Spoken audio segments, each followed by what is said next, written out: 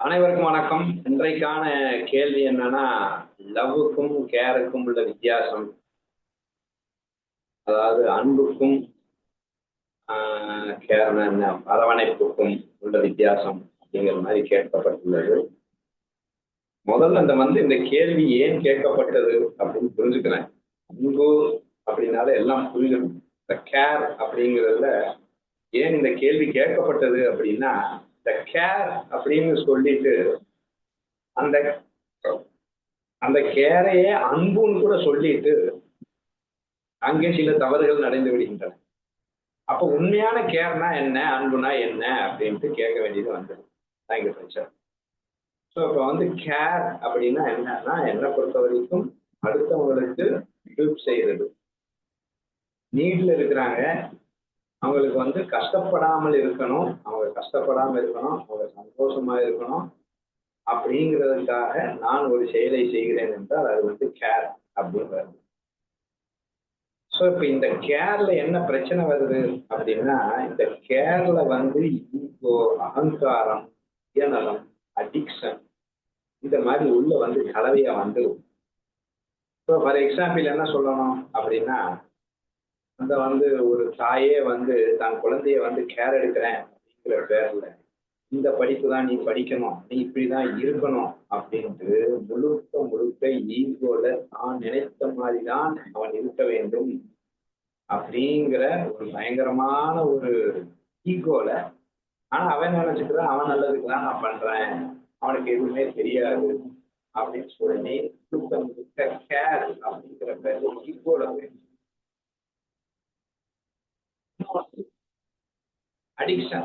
அதே தாய் என்ன பண்ணிடுறான், இந்த மகனிடம் அடிக்ஷனா இருக்கிறதுனால அவன் கேட்கறதெல்லாம் வாங்கி கொடுக்குறான். எதை கேட்டாலும் வாங்கி கொடுக்குறான், மறுக்கவே இல்லை. அவன் என்ன, அவன் கஷ்டப்பட்டுருவான் அப்படிங்கிறதுனால அவன் கேட்கறதெல்லாம் வாங்கி கொடுத்து செல்லம் கொடுத்து அவனை குட்டிச்சுவராக்கி பெருத்துடுறான். ஆனா அதுக்கும் அந்த தாய் என்ன சொல்றா, கேருங்கிறான்.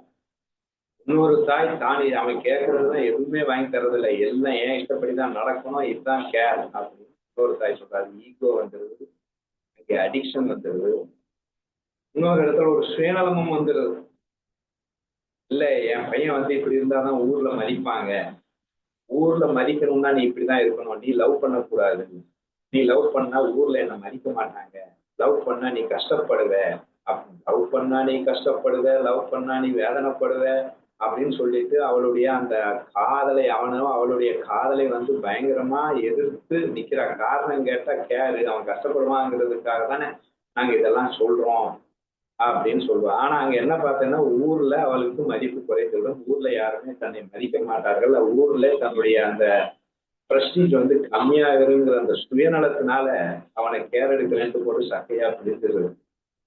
அப்ப என்னடா கேர்ன்னு சொல்லிட்டு ஓவரா கேர் எடுக்கிறேன்னு சொல்லிட்டு ஒருத்தன் சுயநலத்துல இருக்கிறான், இன்னொருத்தன் ஈகோல பயங்கரமா தான் நினைச்சபடிதான் இருக்கணும் அப்படின்ட்டு கேர் எடுத்துருக்கான். அதுக்கப்புறம் இன்னொருத்தன் அடிக்ஷன்ல எப்படி இருந்தாலும் பரவாயில்ல, நான் உனக்கு கேர் எடுக்கிறேன், தண்ணி வேணுமா, சிகரெட் வேணுமா, என்ன வேணா வாங்கி தந்துடுறேன், நீ சந்தோஷமா இருந்தா போதும் அப்படிங்கிற மாதிரி கேருங்கிற பேர்ல ஒரு அடிக்ஷன்ல உட்காந்து உடனே இங்க டவுட் வந்துடுது. அன்பு இப்படி இருக்காதே, பூரணமா அன்பு அப்படிங்கிறது ரொம்ப சுயநலம் அற்றது, விருப்பு வெறுப்பு அற்றது, அகங்காரம் அற்றது அப்படின்னு படிச்சிருக்கோம். ஆனா இதே அன்பு தான் கேர் அப்படிங்கிற பேர்ல இத்தனை உள்ள மிக்ஸ் ஆயிருக்கு. அப்புறம் கடைசியில என்ன, அன்பு கேரு ஏன்னா குழப்பிட்டு இருக்கோம். இப்ப கேருங்கிற பேர்ல ஈகோல இருக்கான் கேட்டா அன்பு, கேருங்கிற பேர்ல சுயநலத்துல இருக்கான் கேட்டா அன்பு, கேருங்கிற பேர்ல அடிக்ஷன்ல உட்காந்துருக்கான் அதுக்கும் அன்பு. பேரை கொடுக்கும்போது இங்க கன்ஃபியூஸ் ஆகி, கேர்னா என்னடா, இந்த அன்புக்கும் கேருக்கு என்னடா டிஃபரன்ஸ், கேர்னா என்ன, இந்த பியூரஸ்ட் கேர்னா என்ன அப்படிங்கிற மாதிரி நான் தெரிஞ்சுக்க ஆசைப்படுறேன் அப்படிங்கிறதான் இந்த கேள்வியா நான் நினைச்சுக்கிறேன். இப்போ இந்த கேள்வியில கேர்னா தெய்வீக லட்சணத்துல தயை அப்படின்னு சொல்லுவார். ரொம்ப டீட்டெயில்டா கொடுத்துருப்பாரு ஞானதேவர். முன்னால் இருக்கும் பள்ளத்தை நிரப்பி பெற்றுதான் தண்ணீரானது அப்புறம் செல்வது போல முன்னிருப்பவன் கஷ்டத்தை தீர்த்த பெற்றுதான் இவனால் அப்புறம் செல்ல முடியும். முன்னிருப்பவன் கஷ்டத்தை தீர்க்கும் பரப்பரப்பத்தில் தன் அந்தராத்மாவே அழிந்தாலும் பரவாயில்லைன்ட்டு அவன் அதை அவன் கஷ்டத்தை தீர்றதுக்கு போராடுவான் அப்படிங்கிற. அவன் அடுத்தவன் கஷ்டத்தை தீர்க்கணும் அப்படிங்கிறதுல அதுதான் கேர் அப்படிங்கிறது ரொம்ப தெளிவா இருக்கு, தெய்வீக லட்சணம். ஆனா அதே கஷ்டத்தை தீக்கிறோம் அப்படிங்கிற பேர்ல, அன்புங்கிற பேர்ல சுயநலம், அடிக்ஷன், ஈகோன்னு மிக்ஸ் ஆகிட்டு இருக்கு. அப்ப இந்த ரியல் கேர்னா என்ன அப்படின்னு எப்படி புரிந்து கொள்வது அப்படிங்கிறதான் மெயின். ஸோ இங்க கேர் அப்படிங்கும்போது நான் பார்க்கும்போது ரெண்டு விதத்துல புரிஞ்சுக்கலாம். ஒண்ணு, அவனை கேர் எடுக்கிறேன்னா அவன் சுதர்மத்துலதான் நான் கேர் எடுக்கிறேன். அப்ப அவன் சுதர்மத்தம் அப்படின்னா என்ன அர்த்தம்? அவனுக்கு எது வரும் எது வராது, அவனுக்கு எது நல்லது அவனுக்கு எது கெட்டது, அவனுக்கு எது சரியாக இருக்கும், எனக்கு சரியாக இருப்பதில்லை, ஊர்காரங்களுக்கு சரியாக இருப்பதில்லை, என் சுயநலத்துக்கு சரியாக இருப்பதில்லை. அவனுடைய பூரணமான பெர்மனண்டாக அவன் நலன் என்ன அப்படின்னு, அதுவும் அவன் யூனிக்ல, அவன் சுதர்மத்துல, அவன் சுதர்மம் இதுதான், அந்த சுதர்மத்துல நீ இருக்கணும் அப்படிங்கிறது கேர் எடுத்தாதான் அதுக்கு பேர் கேர். அப்ப அவனை சுதர்மத்தில் வைக்கணும், அவன் இயல்பிலே வைக்கணும். அவன் இயல்பை மாற்றி ஏன் இயல்பு வருவதல்ல, அவனை அவனாக வைத்து அவனை அவனாக இருப்பது வைக்க. அவன் தவறும் தடுமாறுவான், ஆசையினாலேயோ அகங்காரத்தினாலேயோ பயத்தினாலேயோ பதட்டத்தினாலேயோ சுயநலத்தினாலே அவன் தன் சுதர்மத்தை நழுவி வேற எங்கேயோ போகும்போது அங்கே கேருங்கிறது தேவைப்படுகிறது. ஸோ அந்த கேரும் நல்லா நான் வச்சுக்கணும்.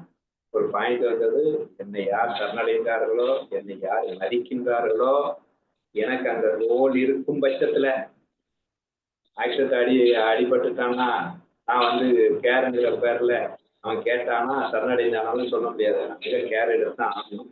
ஸோ அவங்களுக்கு எமர்ஜென்சியில அப்ப அவன் கஷ்டத்துல என்னை சரணடைந்த விஷயத்துல உண்மையிலே அவன் கஷ்டப்பட்டா என்னை மதிப்பான் அப்படிங்கிற பேர்ல அந்த ரோல்ல எமர்ஜென்சினா அங்க ஒண்ணுமே கிடையாது, போய் எதையும் கண்டுக்கிறாம போய் கேர் எடுக்கணும். ஸோ அப்போ தெளிவா கேர் இந்த மாதிரி இடத்துல எடுக்கணும் அப்படிங்கிற அந்த ரோலை கரெக்டா புரிஞ்சுக்கணும். ரெண்டாவது, அவனுடைய சுதர்மத்தில் அவனை வைக்கணும் கேர்ல.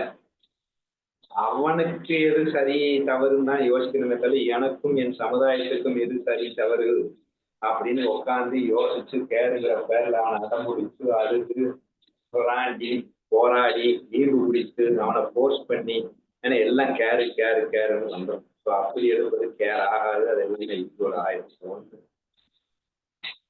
இந்த ரெண்டாவது கேருங்கிறது அவனை இண்டிபெண்டாக வைத்திருக்க வேண்டிய கேருக்கிற பேர்ல அவனை இவன் மேல இவனை டிபெண்டாவே வச்சுக்குவான். அவன் இண்டிபெண்டா இருந்தா இவனுக்கு பிடிக்காது, அவன் தன்னையே சார்ந்து இருக்க வேண்டும். எதற்கெடுத்தாலும் அவன் தன்னை சார்ந்து இருக்கிற மாதிரி இவன் ஒரு கேர் எடுத்தானா அதுவும் தவறு. ஏன்னா சுதர்மத்தில் இண்டிபெண்டாக இருக்கணும். மோட்சம்னா இண்டிபெண்ட் தானே. அப்போ அந்த இண்டிபெண்டாக இருக்கணும். அவனுக்கு நான் எடுக்கிற கேர் அவன் நாளைக்கு யாரையும் எவரையும் சார்ந்து இருக்காமல் தன்னிலே தான் ஆனந்தமாக கால் ஊன்றி சுகித்திருக்கும் அளவுக்கு அந்த கேர் இருக்கணும்.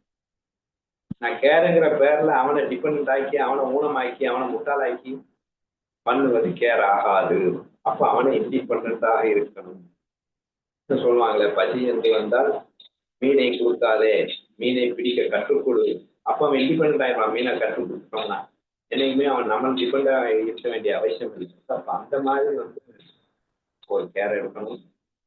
ஸோ அதே மாதிரி சில இடங்கள்ல இயலாமையில முடியல, ஆக்சிடென்ட், வயதானவர்கள் எங்கேயோ ரோட்ல தத்தளிக்கிறாங்கன்னா அதுல எந்த ஒரு அன்கண்டிஷனல் கேர் அங்கேயும் சுயநலம், ஈகோ, நமக்கு என்ன பெனிஃபிட், பெருமை, நான் பண்றேன் அப்படின்னா இல்லாம, அது சொல்லுவார் இல்லையா, சாத்வீக தானம் அப்படின்னு, கொடுத்தவனுக்கு கடனை திருப்பி கொடுக்குற மாதிரி அந்த தானம் இருக்கணும் அப்படின்னு சொல்ற மாதிரி.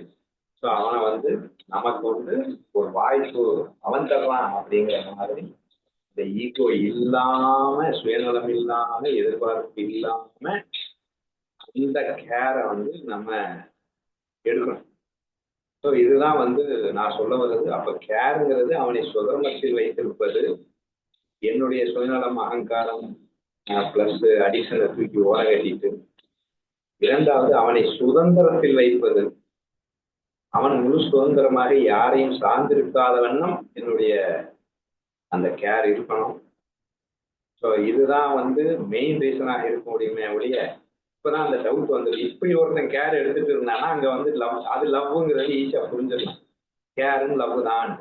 அப்போ கேர் லவ்லையும் வருது, கேர் அடிக்ஷன்லையும் ஈகோலையும் ப்ளஸ் சுயநலத்திலையும் வருது. அப்போ அதை பிரித்து பார்க்க தெரிஞ்சுக்கிட்டோம்னா இந்த லவ் அண்ட் கேரை ஈஸியாக புரிஞ்சுக்கலாம் அப்படிங்கிறது என்னுடைய பதில்.